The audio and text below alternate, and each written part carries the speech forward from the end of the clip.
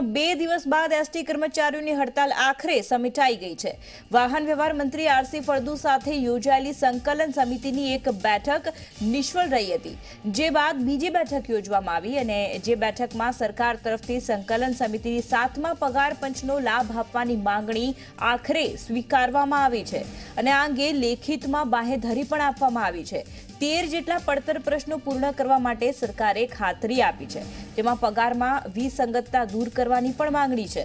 તો બીજી વખત યોજાયેલી આ બેઠકમાં ભાજપ પ્રદેશ પ્રમુખ જીતુ વાઘાણી પણ અહીંયા ઉપસ્થિત રહ્યા હતા અને તેમણે મધ્યસ્થી કરી હતી। સરકારે લેખિતમાં ખાતરી આપતા આખરે એસટી કર્મચારીઓની સંકલન સમિતિના સભ્યોએ હડતાલ સમેટવાની જાહેરાત કરી છે।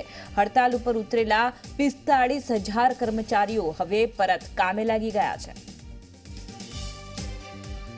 બનાવી છે ભૂપેન્દ્રસિંહ બાપુની, નીતિનભાઈ નાયબ મુખ્યમંત્રી અને ફળદુ સાહેબ, આરસી ફળદુ સાહેબ, એ ત્રણેય જણાની મિટિંગ યુનિયન સાથે કરી અને એને પૂર્ણ કરવાની લેખિતમાં ખાતરી આપ્યા બાદ અમે આ જે આંદોલન કેમ કે એના ચર્ચા કરવી જરૂરી હોય 1-2 દિવસ, એટલે મુસાફર જનતા મુશ્કેલીમાં ન મુકાય અને મુસાફર જનતાના હિતમાં અને અમારા કોર્પોરેશનનું નુકસાન ન થાય એ બંને હિતને ધ્યાને રાખી અને એસટી કર્મચારીની સંકલન સમિતિએ અત્યારે આ આંદોલન અમારી હડતાલ જે માસ સીએલ છે એ પૂર્ણ કરી અને હવે ગાડીઓ ચાલુ કરવાની અમે આદેશો આપીશું। તો આ તરફ એસટીના કર્મચારીઓએ જણાવ્યું કે અમારી માંગો પૂરી નથી થઈ, અમારે લેખિતમાં જવાબ જોઈએ, અમે વાત નથી માનવાના। આપણે જણાવી દઈએ કે આ પહેલા પણ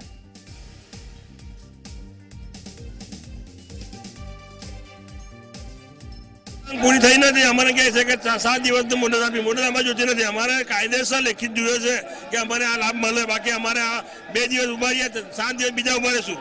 આપના તરફથી જે પ્રતિનિધિ મોકલવામાં આવ્યા હતા એમના તરફથી અત્યારે હાલ શું ઉત્તર મળી? અમને કોઈ અમને કોઈ જવાબ આપ્યો, 7 દિવસની રાહ જોઈએ, અમે જોવાનું નથી। અમારે અહીંયા નીકળજો, ગાડી કાલથી ચાલશે નહીં। તો એસટીની હડતાલ સમેટાઈ ગઈ, પરંતુ મુસાફરોને હજુ પણ હાલાકી પડી રહી છે। કેટલીક બસ હજુ પોતાના બસ સ્ટેન્ડ ઉપર નથી પહોંચી। બપોર સુધી પરિસ્થિતિ રાબેતા મુજબ શરૂ થાય તેવી શક્યતા।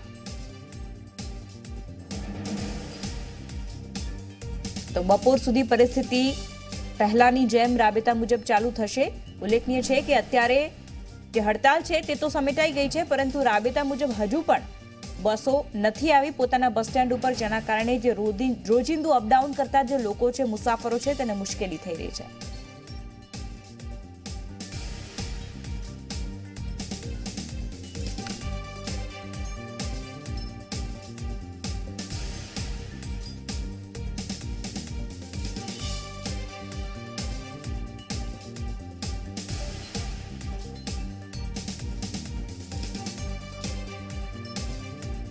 તો આ વિષય પર વાતચીત કરવા માટે સુરતથી અમારા સંવાદદાતા ચેતન પટેલ, આ ઉપરાંત રાજકોટથી સત્યમ અને અમદાવાદથી અર્પણ કાયદાવાલા અમારી સાથે જોડાઈ રહ્યા છે। સૌથી પહેલા ચેતન, આપને પૂછવા માંગીશ કે જે પ્રકારે અત્યારે હડતાલ સમેટાઈ ગઈ છે, પરંતુ હજી પણ ક્યાંક બસ સ્ટેન્ડ સુધી બસો નથી પહોંચી, આપ ઉપસ્થિત છો, કેવો માહોલ છે?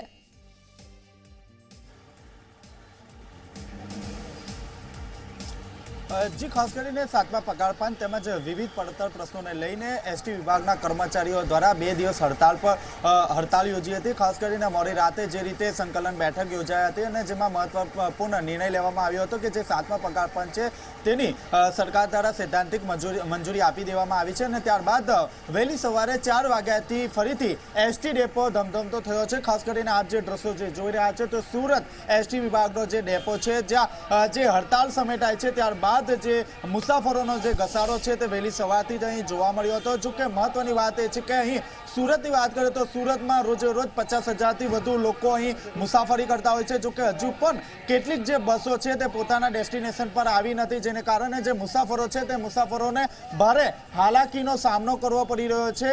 સુરતની ખાસ કરીને વાત કરીએ તો જે રોજિંદા જે અપડાઉન કરતા જે મુસાફરો છે તેમની બસ હજી પણ ક્યાંક ને ક્યાંક તેઓના લોકેશન પર આવી નથી, જેને કારણે મુસાફરોએ અટવાવાનો વારો આવ્યો છે। જે રીતે અહીં એસટી વિભાગના જે કર્મચારી છે તેમની સાથે વાતચીત કર્યું છે, તેઓએ જણાવ્યું છે કે બપોરે 12 વાગ્યા સુધી તમામ જે બસો છે તે અહીં રાબેતા મુજબ શરૂ થઈ જશે।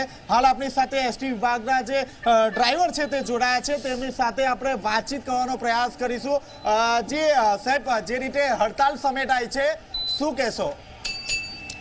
આમાં તો નિર્ણય આવી ગયો છે યુનિયન મારફત, પગાર પંચનો કંઈક અમલ કર્યો છે, 7મા પગાર પંચનો। હજુ સુધી કેટલીક બસો પોતાની બસ સ્ટેશન પર આવી નથી, શું કહેશો? તો હવે આવશે ને, જે રાબેતા મુજબ તો ચાલુ થાય ને, જે બહાર ગયા હોય બધા ઘેર ગયા હોય જાહેર આવે એટલે ચાલુ થશે બધું રાબેતા મુજબ।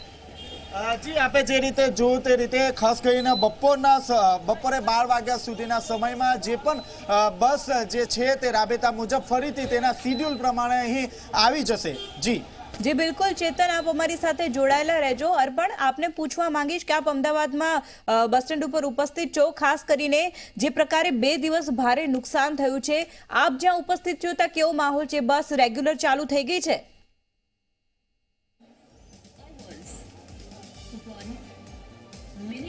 નુપુર, 2 દિવસથી અમદાવાદ ડિવિઝનનું જે ગીતા મંદિર એસટી સ્ટેન્ડ છે, જે વિશાળ ડેપો છે, તે સુમસાન હતું, પરંતુ આજે વહેલી સવારે 4 વાગ્યાથી જે બસ સેવા પૂર્વવત થઈ ગઈ છે, તે બાદ આ બસ સ્ટેશન પહેલાની જેમ ધમધમતું થઈ ગયું છે। મારી પાછળની તરફના જે દ્રશ્યો છે એ હું તમને બતાવવાનો પ્રયત્ન કરીશ। આપ જોઈ શકો છો, જે મુસાફરોનો કહી શકાય કે એક મોટો જથ્થો રોજબરોજ આ જ પ્રકારની પરિસ્થિતિ હોય છે, પરંતુ 2 દિવસથી હડતાલના કારણે જે સુમસાન હતું તે હવે મુસાફરો એક સામટા ઉમટી પડ્યા છે। અને જે બસો છે, જે ગઈકાલ સુધી એક ઢગલા સ્વરૂપે જેને કહી શકાય કે અહીંયા આખા ડેપોમાં પડી હતી, તે પુનઃ વ્યવસ્થિત રીતે પોતપોતાના વિવિધ પ્લેટફોર્મ ઉપર આવી ગઈ છે અને મુસાફરોની ચહલપહલની સાથે જ આખું આ એસટી જે ડેપો છે તે ધમધમતું થઈ ગયું છે।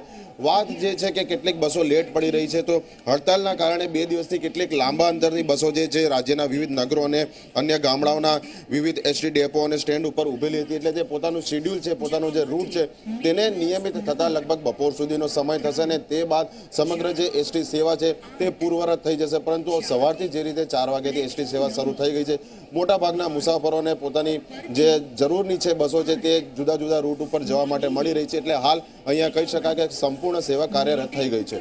જી બિલકુલ અર્પણ, આપ અમારી સાથે જોડાયેલા રહેજો। રાજકોટથી સત્યમ, આપ અમારી સાથે જોડાયા છો, આપ બસ સ્ટેન્ડ પર ઉપસ્થિત છો। રાજકોટમાં જે પ્રકારે બસો આવતી હોય છે, અત્યારે કેવી પરિસ્થિતિ છે? બસો રેગ્યુલર આવતી શરૂ થઈ ગઈ છે કે ક્યાંક ને ક્યાંક ઓછી છે?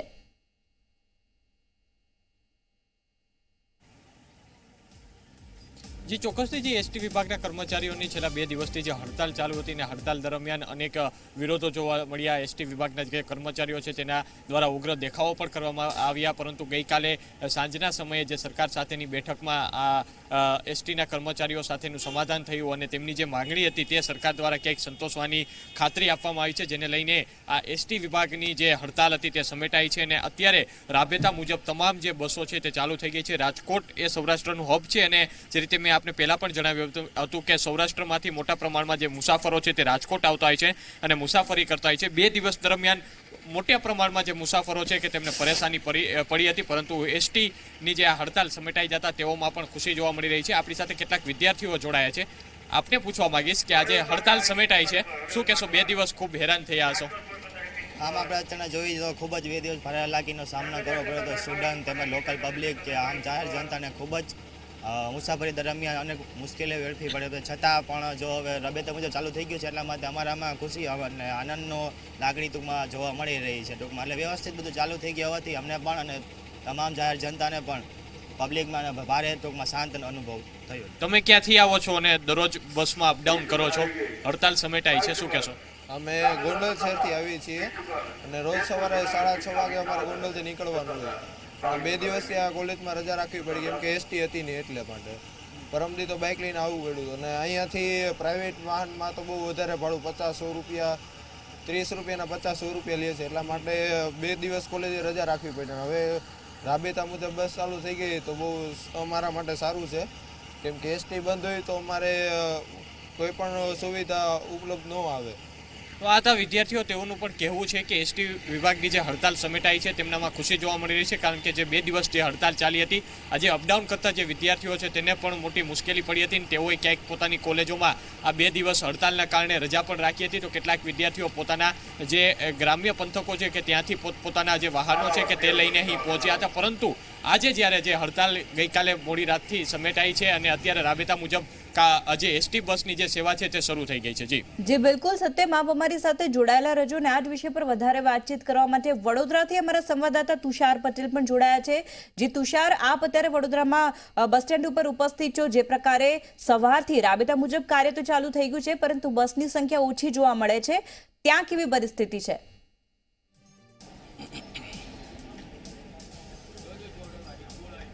ચોક્કસથી નુપુર, જે રીતે રાજ્યની અંદર એસટીના કર્મચારીઓ હડતાલ પર હતા અને કાલે રાત્રે જે રીતે સમાધાન થયું અને ત્યારબાદ પુનઃ આજથી એસટીનો જે વ્યવહાર છે શરૂ થયો છે. હું કેમેરામેનને કહીશ કે તેઓ દ્રશ્ય બતાવે. આજે વડોદરાનું પ્લેટફોર્મ છે, આપ જોઈ રહ્યા છો કે જે મુસાફરો છે એ હાલ બસની અંદર ચડી રહ્યા છે. મહત્વનું છે કે એક તરફ જ્યારે હડતાલનું આયોજન કરવામાં આવ્યું હતું ત્યારે વડોદરા એસટી ડેપોની જેટલી પણ બસો છે એ તમામ બસોને મકરપુરા ડેપો ઉપર ખસેડવામાં આવી હતી અને મોડી રાત્રે જે શિડ્યુલ પ્રમાણેની જે બસો છે એ બસો વારાફરતી વડોદરાના આ ડેપો ખાતે લાવવામાં આવી હતી. જે રીતે હડતાલનું આયોજન કરવામાં આવ્યું હતું અને ત્યારબાદ જે કર્મચારીઓ છે કર્મચારીઓ દ્વારા તમામ બસોને મકરપુરા ખાતે મૂકવામાં આવી હતી અને મકરપુરાથી